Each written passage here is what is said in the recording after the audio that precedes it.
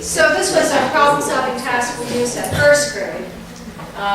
Michael's bedtime minutes, but getting students to think about how long it takes to do things. So maybe think of it when you were describing that earlier when you were talking about this. So Michael's mother says if it takes him less than 15 minutes to get ready for bed, he could read a book. For some kids, that would be a reward.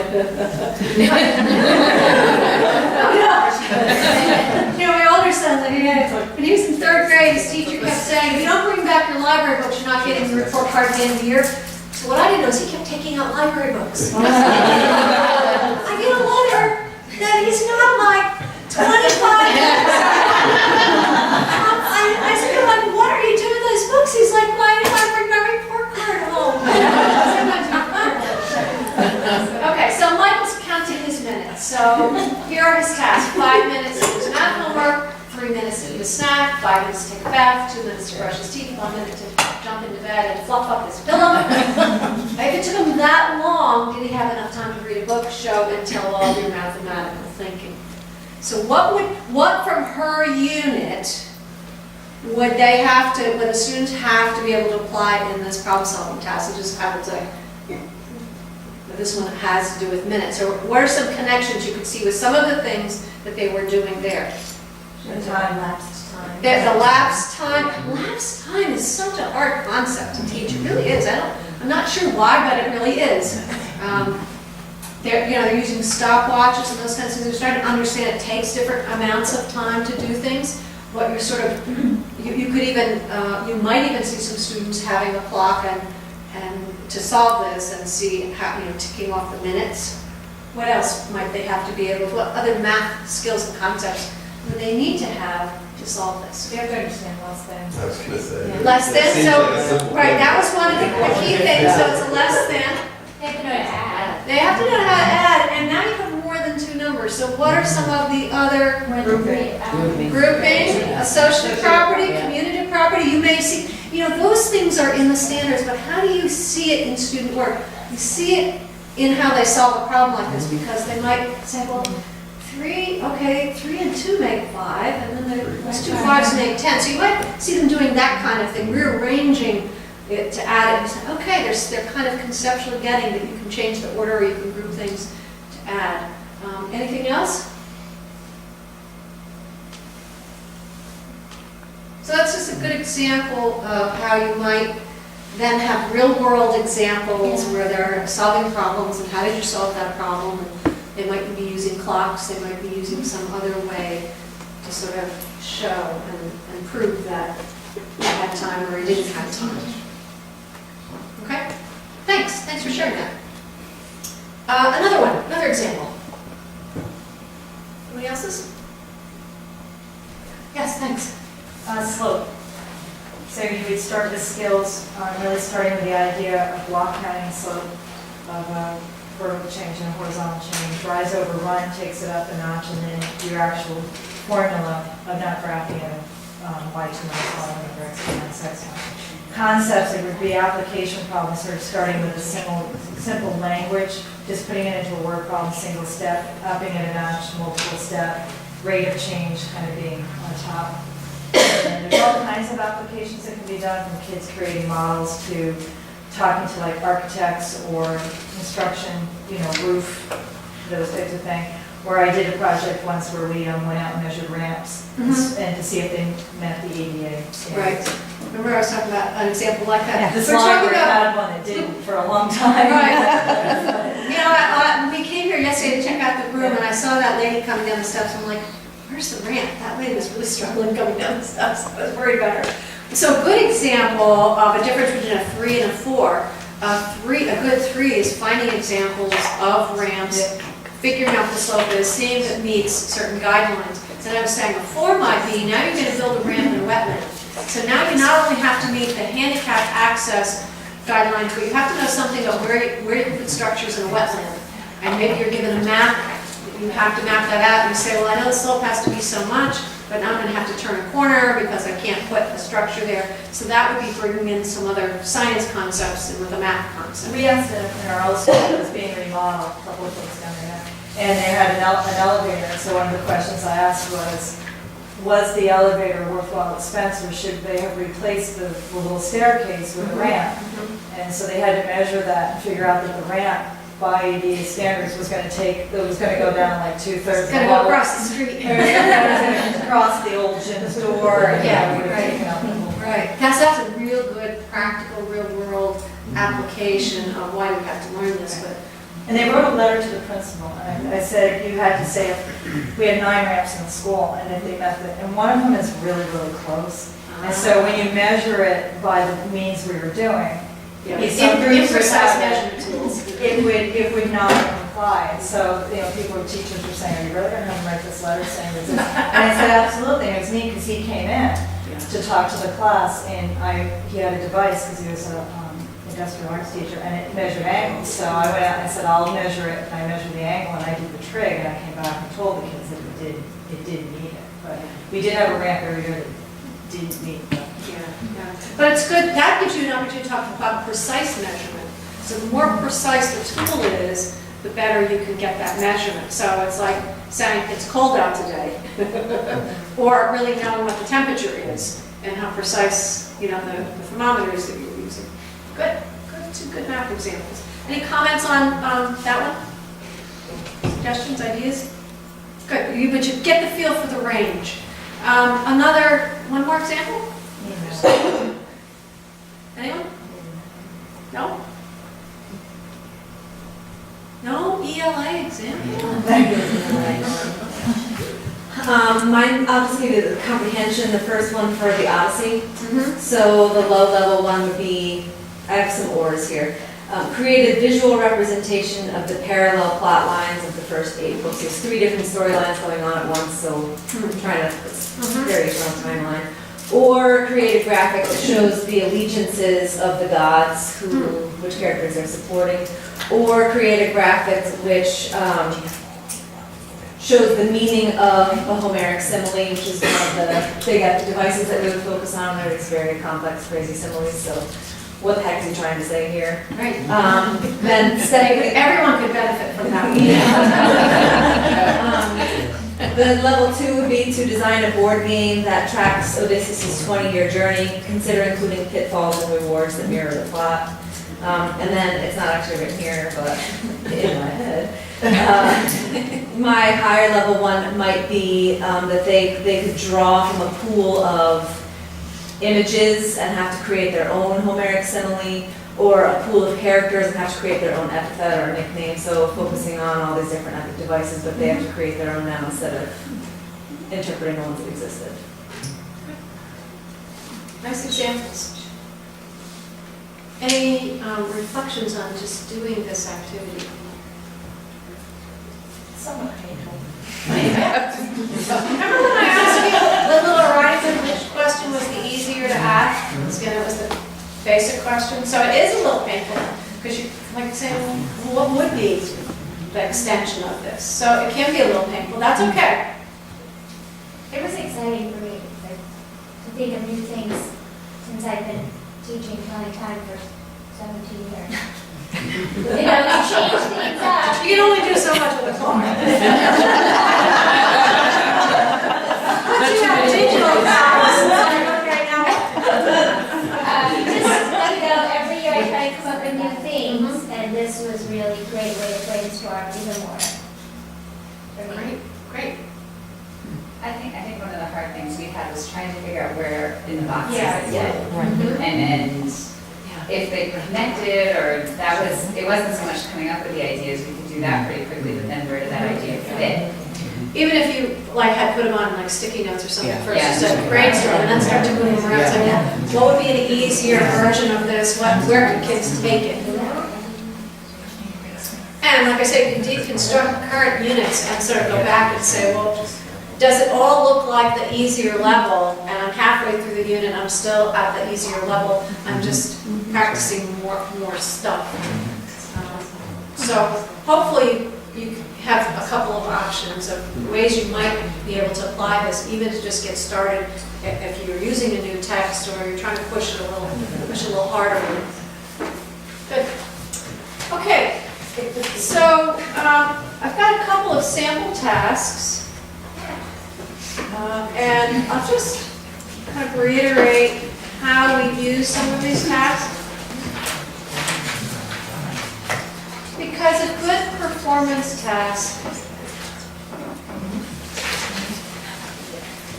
I was working with a school and I said, to what do you attribute your increased math test scores in this elementary school? And they said, we focus more time on the solving of problems than anything else. And I think if you can come up with tasks that you can deconstruct and say, what do kids need to know to be successful with this? And then how can I track their progress within a unit? So what we were asked to do with the work we were doing with New York City schools was, they started by saying, we'd like to have you develop some progress and monitoring assessments that we can use, 3 that we can use at each grade level during the year. And I said, well, okay, we can probably do that. What about instruction? I'm like, no, don't worry about that. Okay, well, I don't worry about it now, but you're going to be worried about it in a little while when you start doing the first one. So what they soon discovered was you couldn't just drop in performance tasks into a curriculum without any teaching. So because we started, this was the first task we designed for 3rd grade. So what is it getting at? It's getting at equal fractions, equivalent fractions. That's a biggie in the Common Core at 3rd grade. And, so this became the first task of the unit. We just wanted to know, what do kids know about equivalent fractions?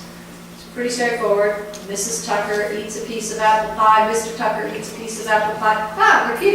Repeated text. We didn't make the text complex in these first ones. Kathy Tucker eats a piece of apple pie. John says 1/2 of the pie is left. Kathy says 4/8 of the pie is left. Who's correct? Show and explain all your mathematical thinking. We use that as just a jumping off, but do they even have a clue? And so, most of the kids knew something about fractions, but a lot of them didn't know a lot how to do that equivalence piece. So I'm going to give you the second. So we looked at the work, we said, what do they need to know? We designed some lessons as a result of it. Sort of had a sense of what we were going to teach, but giving that task early had like little red flags. Oh, they have no clue about this. We should pay attention to it. So I have the second task, which is, it's another pie. So pies are already good, or fraction problems, but this is another pie one. So some people may want to take a look at the second one. So I just want that was the first one. Some teaching happens, but it's going to have something to do with equivalence of fractions. And it's going to be maybe a little bit more complex. They're not hugely different. By the end, there's going to be a more complex problem test. So we want to be able to say, we know what they didn't know in the beginning. We saw a little bit of progress that kind of solidified that early learning, and then they were able to take it to another level. So the reason I'm saying this is I think sometimes we just maybe have one problem-solving task, and you probably have to have a few, but they don't maybe have to take a long time to tell you where you need to go next. So this first one is really used as a formative assessment. The second one is kind of starting to monitor the progress, if they made any progress, and the third one will be your summative. Okay, so some people may want to take a look at this, and if you do, you solve it the way you think, what you would expect from students. Now, what were we expecting from students? We were expecting, we had a rubric, we were expecting them to use a clear strategy for solving the problem. Did they have a solution that they could support with their reasoning? So did they actually articulate all of their mathematical thinking? And with that, did they use math terms correctly? Did they use mathematical representations correctly? Because you notice again, we have 4/8 and 1/2, but we don't have fractions. We didn't give them the fractions in that. So did they do those things correctly? If they used a representation, and we would expect them probably to use some kind of a visual model or representation or table or something, did they use a representation that actually was appropriate for the problem? So now we have, do we see reasoning? Do we see use of math language, correct use of math language? Do we see a strategy that works? And then do they have a solution that is supported by the work that is produced and explained. So we're kind of looking at the accuracy. And then the last thing that we asked teachers to always think aloud with when they solved problems was, can you make any connections? So when a student solves a problem, can they make any other mathematical connections?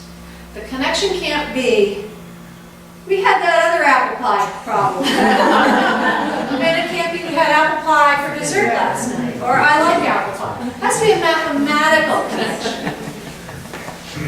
Okay, so that's the other thing we're looking for. So knowing that, if you're gonna take this new task, and I'll pass it. There's probably enough for everybody, but if you choose to do this one and you can't start working on this, we'll explain the other two.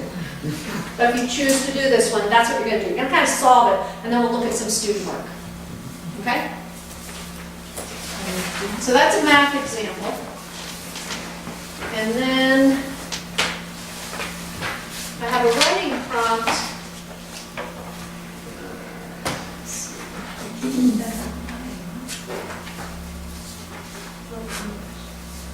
That's the student work.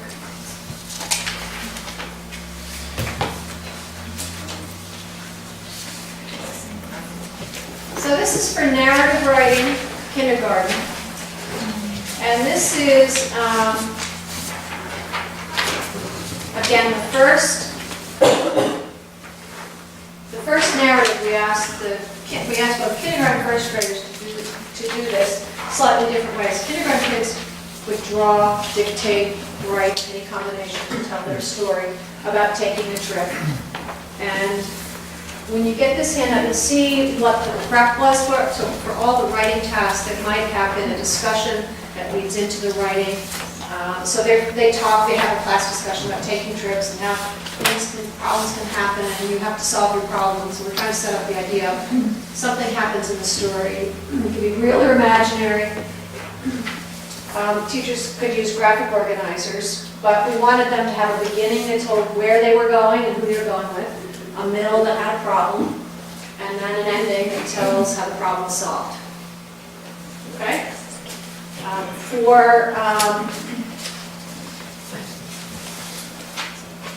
We suggested, because this was the first one, that the teachers use 3 pieces of paper, or 3 sections on the paper, beginning, a middle, and end. Because we wanted to structure what they were going to do, thinking about. That doesn't mean we didn't have kids that said, I went to church, I was at church, I was at church. But other students were actually thinking, I have to put something different on the second and the third page. So that's that one. If you choose to play with this, play with it in terms of what would you expect a kindergarten student to do or a first grade student. Okay, that's that one. And then I went with a 5th grade example. Again, this was the initial one, so what do we know about this? Let's see, grade 5.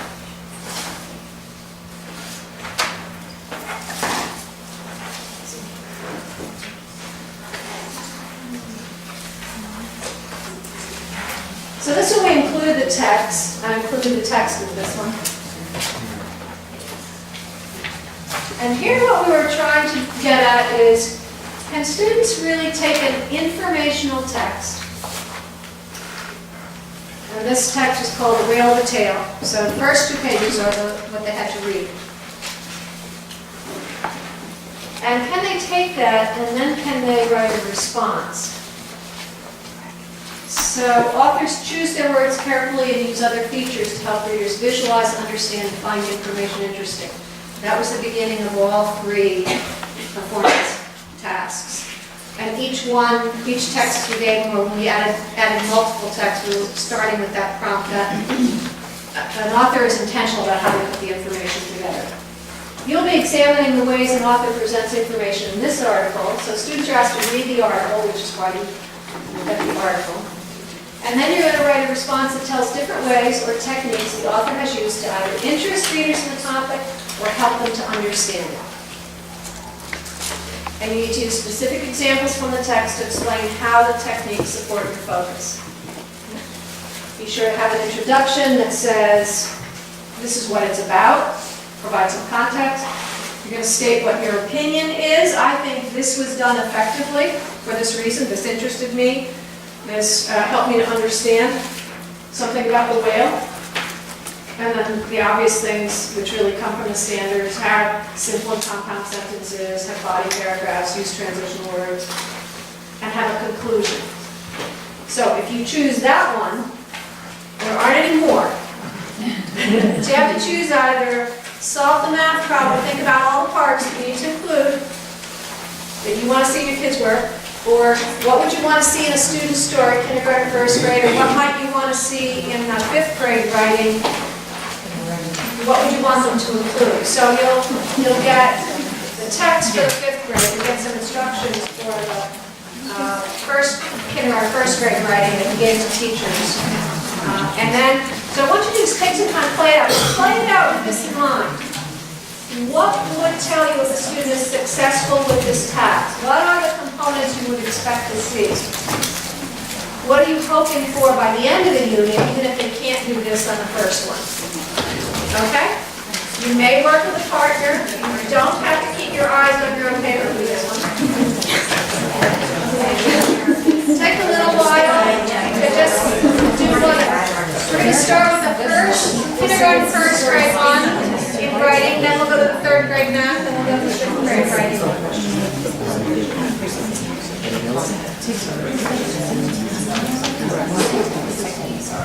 So comments you have about, I know you can't see that, I know sideways. The next page you can see the teacher's scribe, sort of, but I'll read it to you. So for people who are looking at that, taking a trick prompt, and we gave it to both kindergarten and first grade, we did it after, like I said, the teachers were starting to do that right about this time of the year. So what had happened in the beginning of the year is they were having a lot of shared experiences, talking about books, talking about the schema of stories, sequencing events, a problem, a solution, so that they were ready to think about creating their own stories about a problem and a solution. It could be a real story or an imaginary story. So comments or thoughts about that, and then I'll just show you just two quick examples of what we saw. This was the first one we gave to those students. And it told us what they know and what they needed to learn. So any comments or questions if you were looking at that particular one?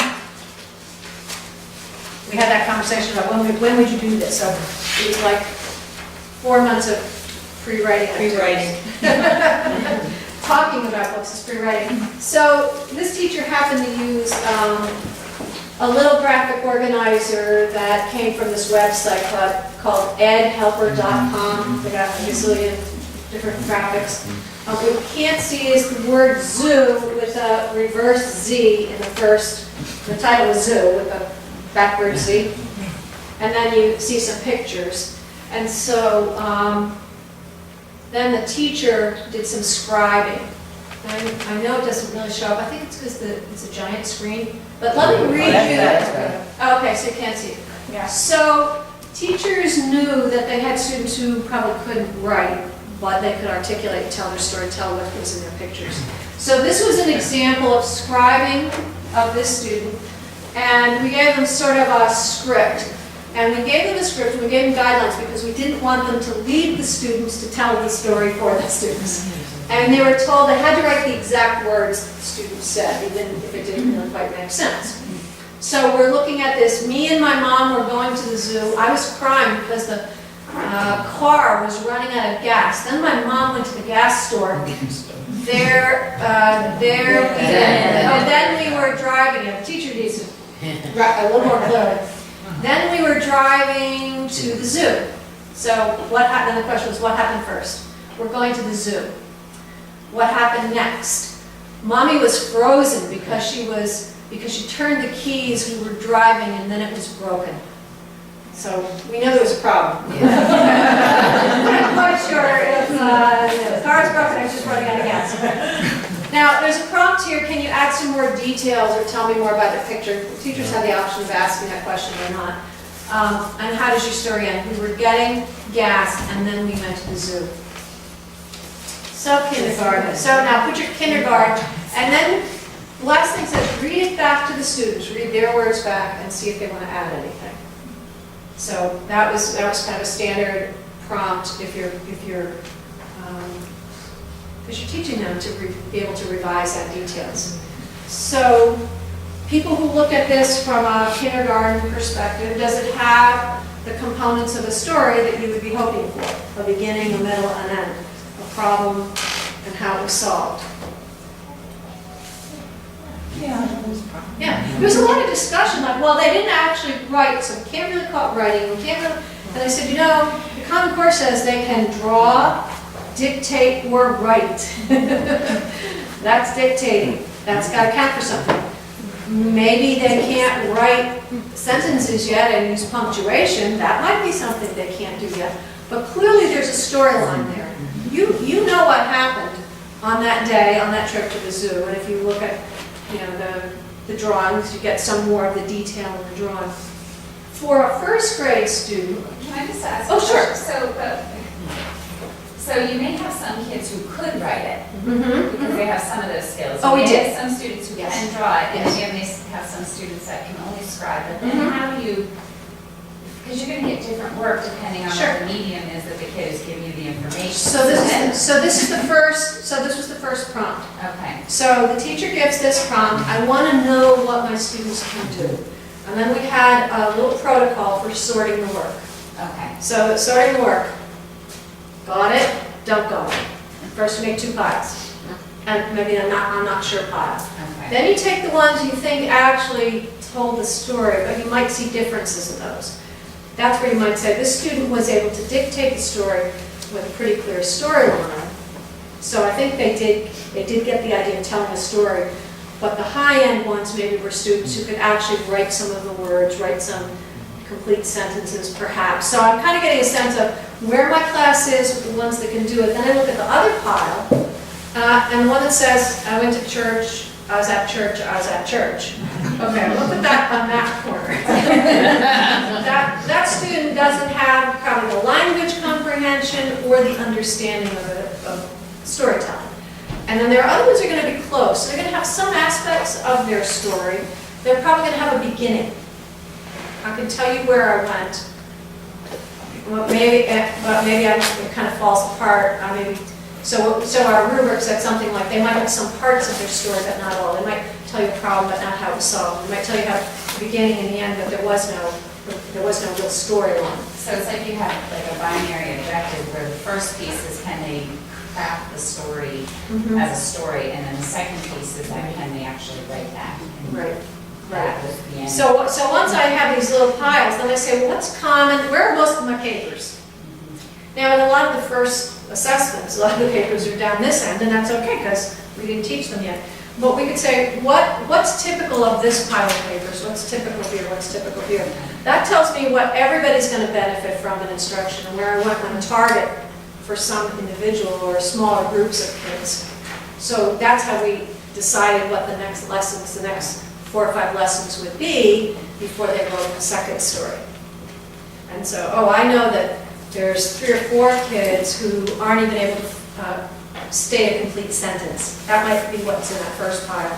And then so I might be working on that with everybody, but maybe extra work with those students. And with the reading activities, we might be starting to put it together in the problem and solution, in the sequence of events, beginning, middle, end. We'll be doing a lot of practice with that, more so maybe than with the other ones who seem to get a sense of a story has to have those parts. The other ones who might be working on how do they elaborate, how do they add the details. Yes? This is also a very big shift in thinking and how to assess writing from what we currently do, because, right now, even in Connecticut, the way the kids are tested, it's, here you go, here's your prompt, you have 45 minutes. Well, there's no brainstorming session, there's no chance to sit down and activate that prior knowledge with students, and so this is really a very different format that gives them some structure to hold on to begin with, to really see what they can do with a story. So that piece I liked about the format of how you gave the assessment. Well, when we were asked to work with New York City schools, we said, we will do what's best practice, not what maybe is being currently done somewhere. And think having very little time to plan what you're going to write is a good model. Most writing that is done on large-scale assessment now is a first draft at best. And at least one thing that Smarter Balance writing prompts will have is they will be at least 2 sessions. So students have a chance to plan in the first session and write or get a draft and then revise. So it's really a shift in thinking about what do we want to promote in classrooms in terms of good writing. The other thing at the lower grades, because we haven't really assessed writing at all grades, it has tended to be pretty much write a sentence as opposed to really compose a couple of sentences that makes a coherent whole. And so in a lot of schools, it's like, well, 3rd grade we teach them how to write a paragraph, but before then we don't really worry so much about it. If they have a capital letter and a period at the end, it's cool. And so that's a shift too, that we're really trying, if we start to build it when they're in kindergarten, they're going to be much better skilled at understanding how to write if it's more of an ongoing content. So this is an example of first graders had kind of a planning sheet that asked them some questions. And one of the things we were doing in this, we were testing out the task. So we piloted these, got student work and said what worked best. One thing we found with kindergarten, having a planning sheet in kindergarten and then trying to write from that, we didn't get a real good product in the end. They put so much effort into the first the planning sheet, and you look back and say, well, they had a lot more information in their plan than they had in their final drawing. So our recommendation after piloting a lot of these was kindergarten kids don't need the kind of planning sheet that maybe older kids need to help them. But this was very helpful for first graders. So it has the same prompt there, and it says use these questions to plan the beginning of your story. Who went on the trip? Why did you go on the trip? Where did you go? That's the circus. Be sure you have a medal. We have a little storm cloud. Okay, there's a problem brewing. What was the problem? I was in the circus. I told my mom, could we go to the bumper cars? It was closed. Well, it says closed. How did you or others feel? I felt sad. What did others say?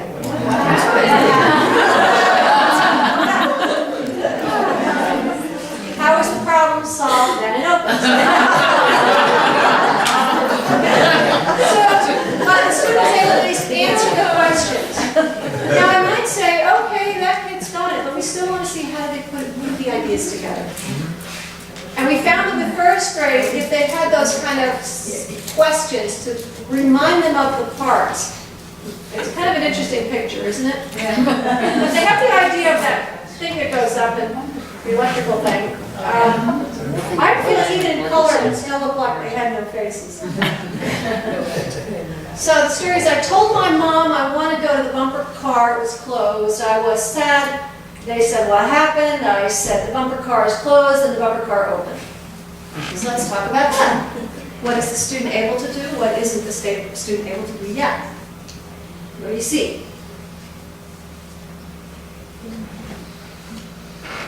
They have the parts of the story. They definitely have, so the planning sheet really helped them. They have a sequence of events. And that's the bigger piece. There are some smaller pieces that are missing. Like, it's all one sentence. There is a capital letter at the beginning.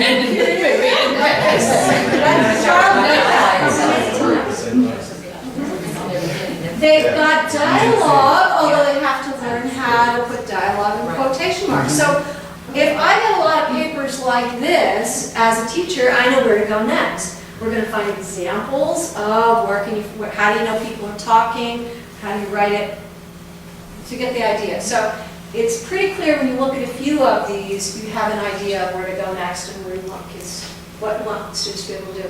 So any other reactions on that one? This is just a math teacher question. Yep. When both of these cases, the title had nothing to do with the story. Is that ever taken into account? Like the other one was the trip to the zoo. Well, I guess, you know, they were going to the zoo and the guys and everything. Right. And here, like circus isn't even mentioned in the story. Is that, seriously, is that? Probably wasn't even the circus, it's probably the part of it. Yeah. Bumper cars, that book is. Yeah. So that's a big difference. Is that?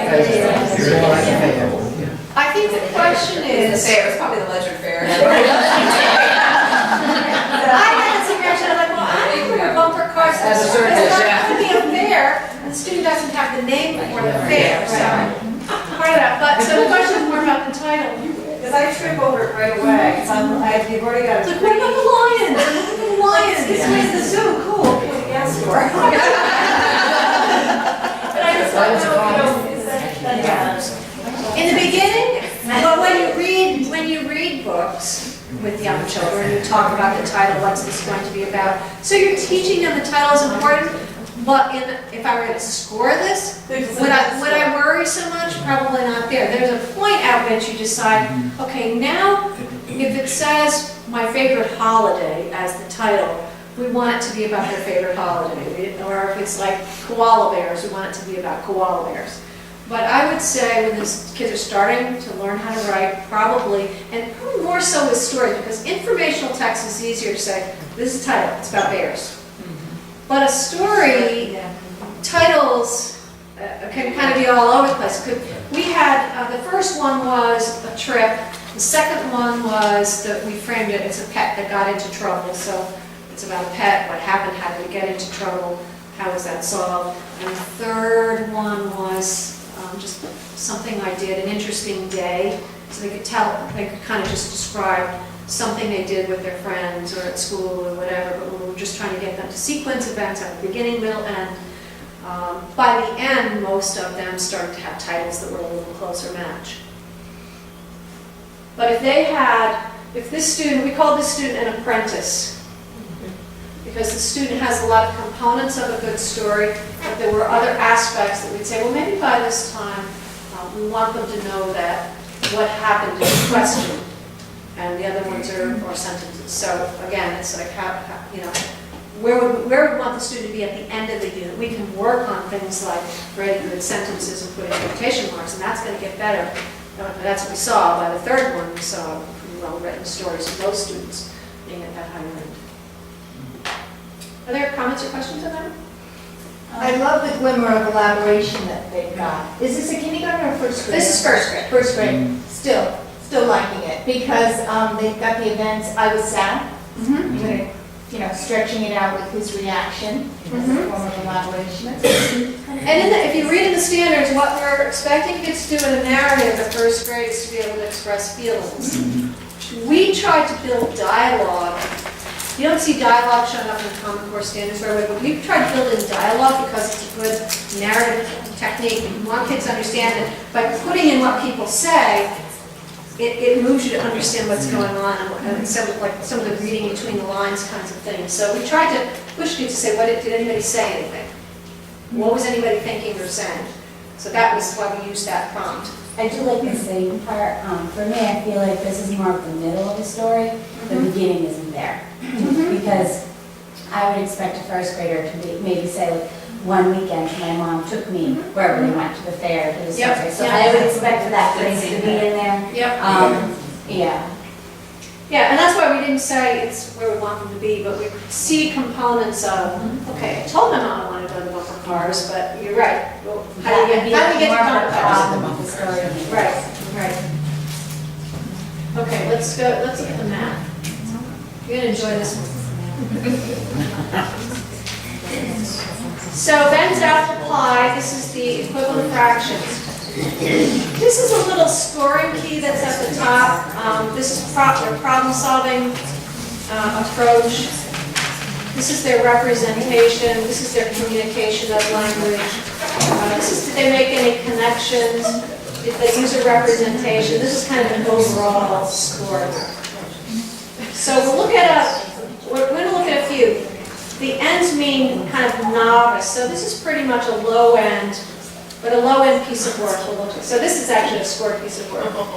So I need to find out if Ben's is correct or Brad is correct. I will use a diagram to solve this problem. What do you know so far about these students? They do know what they have to do, and they know something about some representations. Okay, so now you see the representation, a pie, divided into 8 parts. There you go, you got half, and then like, so the student knows something about fractions, and it's 8s, there are 8 of them, but they may not be the same size, and have an answer box. Brad is correct. Now, let's find out why Brad is correct. Brad is correct because Mom cut it into 8s, and there are 4 boys and 8 pieces of pie. They all get 2 pieces of pie. Mom didn't cut it into halves. Isn't that interesting? You know how many pieces, how many students did this?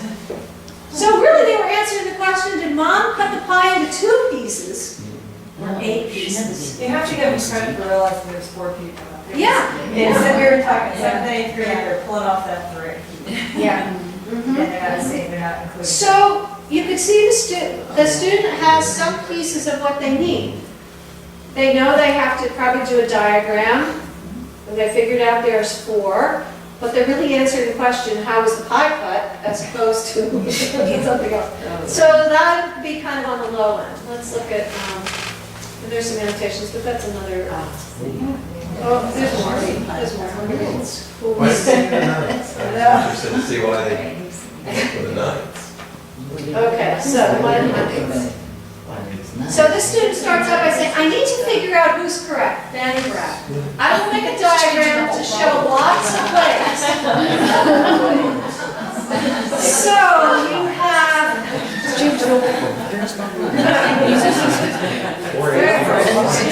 where do we begin here? So this student has learned he can show lots of ways. So we've got 4 8s, 4 8s, for every part of that is 4 8s. Not really. Then we've got another one. So we've got a key. That's there is a key. We know we need a document. And then we've got nines. Because he made it so bad. And let's look at the connections. This reminds me of pizza pieces, which is another task I had, because it involves making fractions. That's where the connection is only like, I remember doing around the fractions one day in the past. I did them just like these. Good. If Ben's mom doesn't cut them in 8, but cuts them in 9s, and Ben had 5 friends, including him, and the 5, there would be 3 pieces left. So he's created another problem. And that's got some sausage.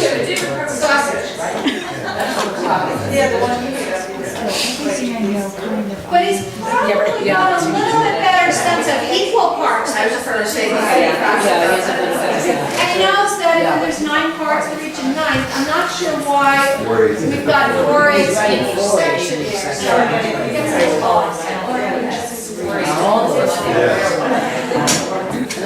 but look at this.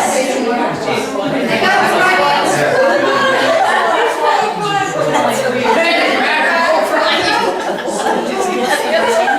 So there's getting the right answer for the wrong reason. Performance task, where they have to show the thinking, really shows you what they're thinking. So you actually know.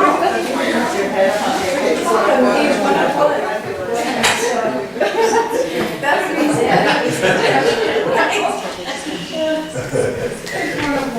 Okay, so here's one. So B, the key is B stands for Ben, BR stands for Brad. The circle is the apple pie. The shading is how many pieces are eaten. So you see Ben's representation and Brad's representation. Then he's got 1/2 is the same as 4 8s. 4 8s plus 1/2 equals a whole. I claim. This is actually I claim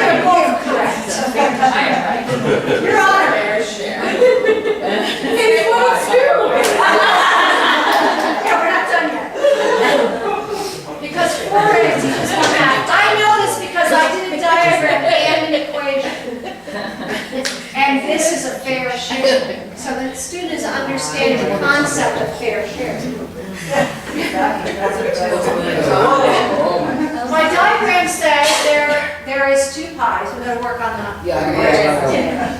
And that one pie is cut in one half and the other one is cut in 8 pieces. My equation says 1/2 equals 4/8, and 4/8 plus 1/2 is a whole pie. Because mom only made one pie. There is 1/2 pie left, so they can all have one more piece. Extra information.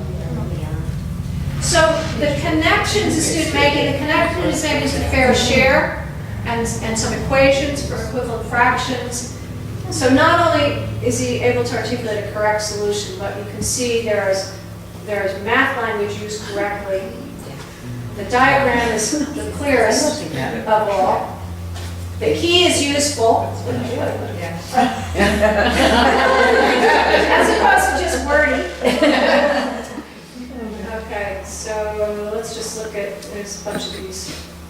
And this sample I gave to Barbara. These come from math exemplars. If you're not familiar with it, they're problem-solving tasks. They actually were developed out of them from our portfolio work, and these teachers in classrooms were testing things out in their classes, and they started to publish them. And they've been around for quite a while, but they've updated a lot of their tasks so they're aligned to the Common Core. So you could easily say, well, this is a unit on place value or a unit on fractions, and you could probably look at what's possible, and you could maybe use them rather than create them. But so here's an expert example. I need to figure out if Brad and Ben is correct. I will make a diagram. So you have Ben's plan, Brad's plan. Answer, this is half of the pie, and this is 4/8. X is a piece for one kid. Ben and Brad are both right. It is the same area of pie. This is like the pizza pieces problem. Now, the 2 students were reminded of that problem, but because Emily and Tara both had the same amount but used different fractions. This kid actually knows why it's like the pizza pieces problem. This is also like the brownie one, because it involves cutting some brownies into equal pieces, which are fractions. You've got to compare fractions in all problems. I know something else. 1/2 is like 50 cents. 4/8 is like 50 cents. 1/4 is like 25 cents. 2/4 is like 50 cents. Money is like fractions because pennies are part of a whole dollar. 50 cents is a half a dollar. I think 1/2 is also called 50%, like a sale. Okay, so you all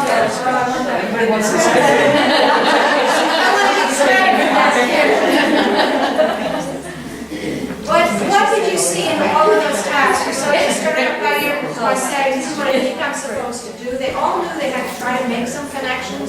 They all knew they had to represent it using diagrams or fractions. They've been learning about the diagram, need a key. That didn't just come, that came because of good modeling, good teaching. So early in the year, every year if you're doing that, kids, then nice to be an upper grade teacher because students will already know those are important components and you can work more on the mathematics. On the top of all 3 examples, if you just go up to page 1, if you would mind. Yep. I noticed in all 3 that you just said how they start with they state what they're going to do. Is that expected on a performance task on the Smart Balance? like that they're going to state, they're almost stating what I'm going to do, then they're doing it. And I didn't know if I've noticed that in all 3 of these. Yeah, this is just good teaching because if in that first statement you read that and you say, this kid didn't even know what to do, then that tells you what to teach. So this is just built into an instructional approach to teach problem solving in mathematics. Is what is the first thing kids need to do? They need to figure out what's the question I need to answer and then say how I'm going to approach that question. It would, I don't think, and I don't know for sure, but I don't think it's going to be part of the scoring on Smart Balance tasks. I mean, that's still all sort of in development. But I think if you teach kids to do that and you look at the work, you say, they have no clue. They don't even know what the question is here.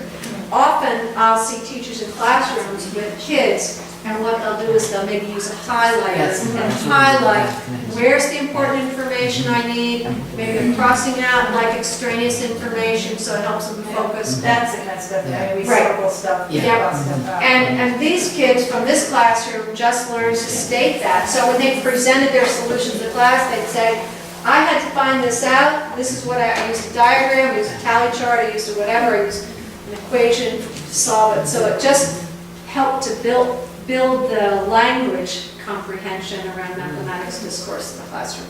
And we saw that in classrooms all the way down to kindergarten. Students starting to articulate, I need to find this out or that out. I need to know how many hats students wear. And, oh, I noticed that there's like odd numbers and even numbers of hats and boots. And you're like, who would have thought that? But there were some kids that actually saw those kinds of things. I don't think I have scanned work for the 5th grade one, but the 5th grade one was, this was actually, I forgot, this is the second task. The first task we gave them was an informational text about colonial times, and we had them just look at the language the authors used. Like, sort of narrow, how does the author use language to help you visualize the differences between hot and cold and the winters and colonial times. This one added some other components because not only might it have been language, but it was also, there were subheadings and there was the do you know box. So there were a variety of things. And the final one actually had 2 passages where they would say, well, this one was more interesting to me, or I think the techniques used in this one were more helpful for me than this one, this is the reason why. So we moved from a simple to a little bit more things going on they could choose from, and then the last one, 2 texts. So in this one, they're really talking about what was it in the task, and then somebody asked, do you give them all these things? No, those are things that they could pull. So I just put them in for you to see, because one thing we found was a lot of times teachers will use text, but they really haven't analyzed the text to say, why is it good? What is this good for, right? Well, this was good because it had a lot of scaffolding. It actually defines words in the text. So they might have said, I didn't have to look them up. I like that you told me what those words were, because whenever I ask my teacher, what's this mean, she says, go look it up.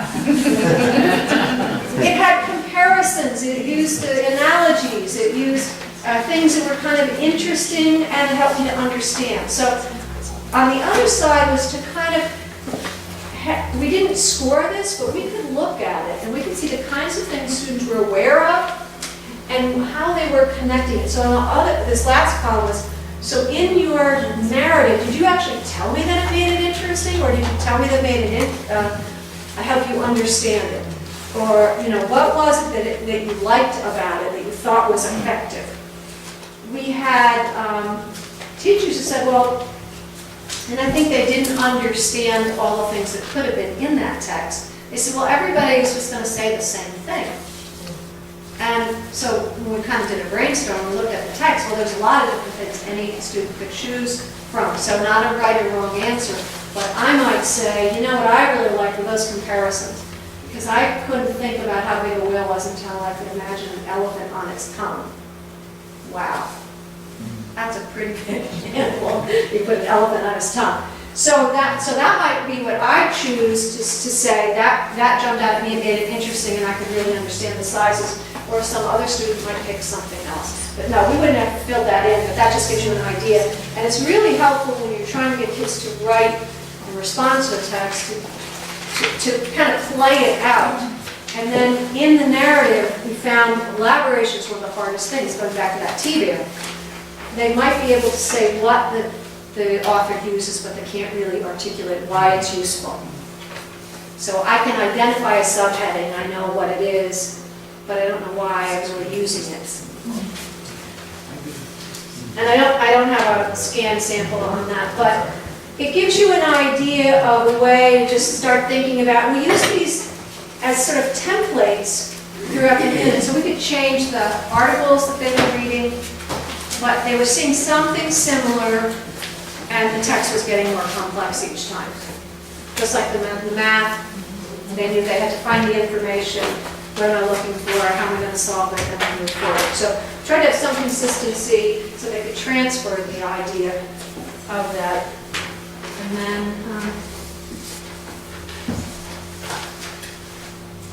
go ahead, sample of, So this was sort of the template we used for literary text. The other one was informational text. Our fourth graders, we did it on character study. So we started with the same sentence. Every story character has a personality. We learn about them by what they say, what they think, what they do, and by how other characters interact with them. This was the last one they did, so now they're reading 2 short stories, The Bug Recipe and From A to Z. In the beginning, they were reading one, and they were talking about how the character changed. And so by the end, they were actually comparing characters from 2 texts. But it was the same, sort of like the template was similar, so that we were making it a little bit more challenging each time, just for that consistency within the unit of maybe 2 weeks they were doing these tasks.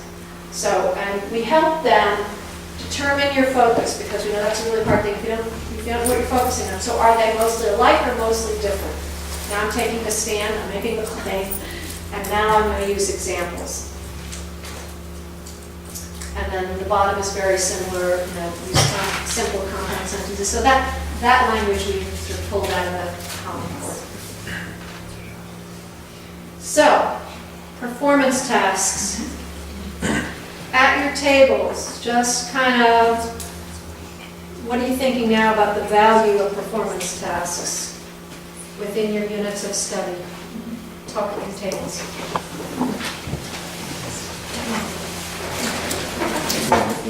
Thank you.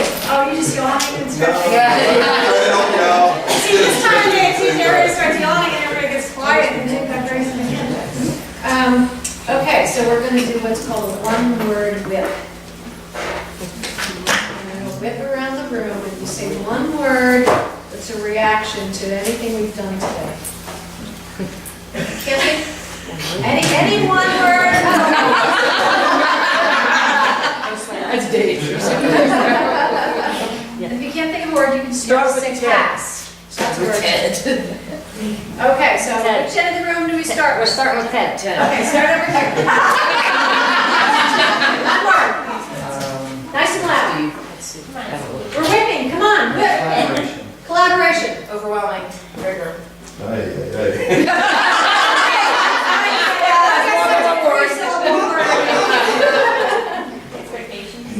Describe. Scared. Excitement. Exciting. Eye-opening. Thought-provoking. Inspiring. Complex. Amazing. Exciting. Awesome. Tough but exciting. Change the sentence. Change. Precise. Choices.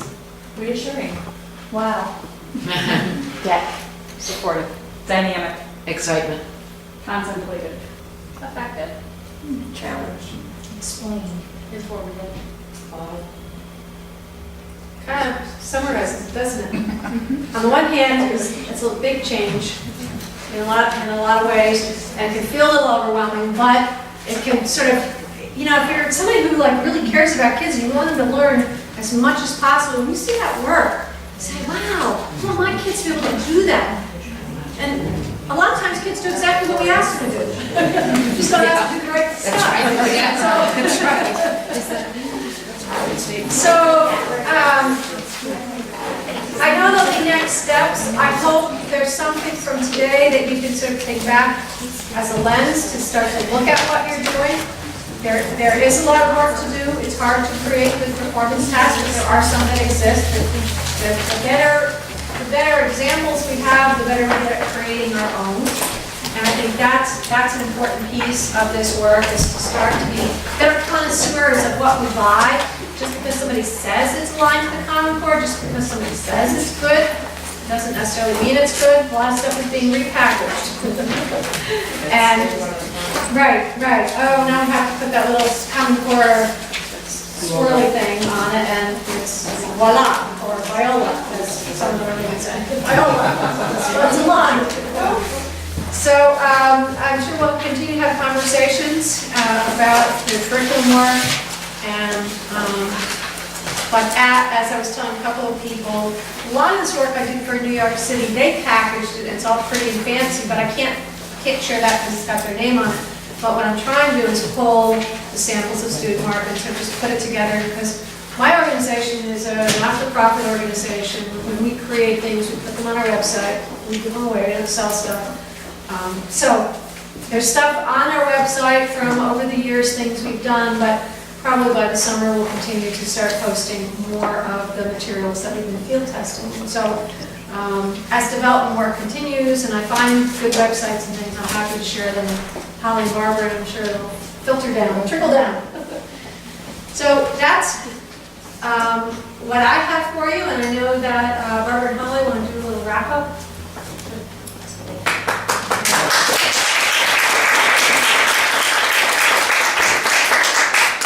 Well, we wanted to thank a few people. First of all, everybody for coming. I think it's eye-opening in terms of really identifying what Rigor and where we are moving in both English language arts and mathematics.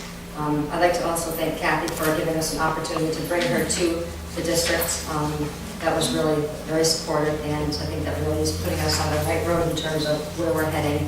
And again, I'd like to thank Karin. She's been here for 2 days. And she's really helped us to walk away with some very valuable things that we need to go back and put into our curriculum. Right now, in terms of Ledger, the process we're in is we're trying to create a framework, and then we do realize that it's a draft, and we will have to go back and revise it. For example, not knowing DOK prior to this, we need to make sure that now that we know this, we need to go back in and tweak the work that we've done so far and begin to think about how can we fit DOK in our units of study. And that work will really happen more so next year than this year. But I think, we're on the road. The fact that we're even thinking about, what is Common Core, what are the changes, and that we've taken the lead on this, I think it's going to really put us in a really good position. So again, thank you, Karin, for coming and spending time with us. A comment too, just about the math. We've got several grade levels. Our first draft is done, and I can honestly say and confidently say that draft addresses the content of the Common Core CC units. At this point, it does not address everything that we've learned here. There's a placeholder in each unit that says performance tasks, TBD, and we left it at that because we knew we didn't know enough about what the performance tests needed to look like. We have a wonderful resource now, and we're hoping that as we continue that she'll look at some of our work, and we've sent her things, she's been wonderful. She's given us wonderful feedback. I'm honest. She is honest. I have no stake in the effort. That's what I said yesterday. I said, I don't care if you listen to everything I say and say we're going to do it, or if you say, no, it's crazy. But I will always be honest. I will always give honest feedback. And I'll say, you're going down the wrong path, and this is why I think or you're going down the right path, and if you just tweak it in this way. So I feel that if I'm not honest with you, then you wasted your money, because I'm not even going to tell you what you want to know, what you want to hear, not what you need to know. So She does it very gently. yes, too. Well, you might want to. or why are you doing it that way? Your exit ticket out is your evaluation. That's the piece that we need to go with your and remember, Protracts will be up, it should be up by Monday, so if you want the CEUs, please look into that. Questions or comments? Thank you. Thanks for doing the work. Really appreciate it. Good, thank you.